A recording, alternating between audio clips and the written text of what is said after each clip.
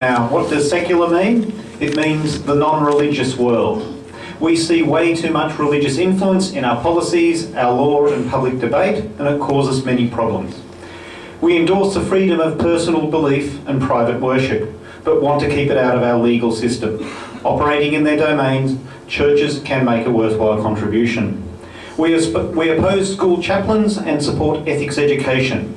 We believe in individual human rights without discrimination and do not believe religion should provide an out to anti-discrimination laws.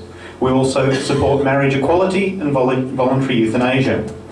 The churches have a great deal of privilege. We've seen many injustices around child abuse, at the same time as senior church figures think they can lecture us about ethics. They also escape tax. We previously calculated this to be $31 billion. While the parties look into GST as compared to super profits and mining tax, they ignore this elephant in the room. You could do a lot with $31 billion. We endorse the need to intervene to reduce the effect of greenhouse emissions, but believe in putting everything on the table. Yes, renewables, but also market mechanisms, geoengineering and even nuclear. We're not just focused on reducing consumption for its own sake, we're focused on reducing the impact of emissions. Our economic policy recognises several points that both the Labor and Liberal parties make, but we're willing to make calls that both major parties avoid. We do not see the need for a surplus and believe in balancing the budget over the business cycle rather than as a goal in itself. We see the point in deficits to support worthwhile investment.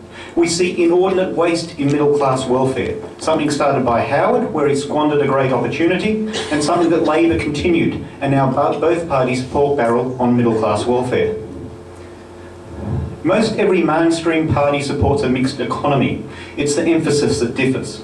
We believe in the worth of the private sector as an important and creative part of our society. And while we talk about privileges, religion, middle-class welfare, resources tax and similar, our sentiments have never been anti-business or anti-wealth. Some do see that sort of rhetoric emerging from the Labor Party.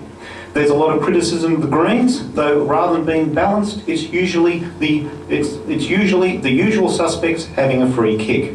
However, it may be that our economic stand is more free market than the Greens. That's something I invite you to look at yourself. To be honest with you, our policy does not have detailed positions on tax and business, but I'll try to outline some of my own views.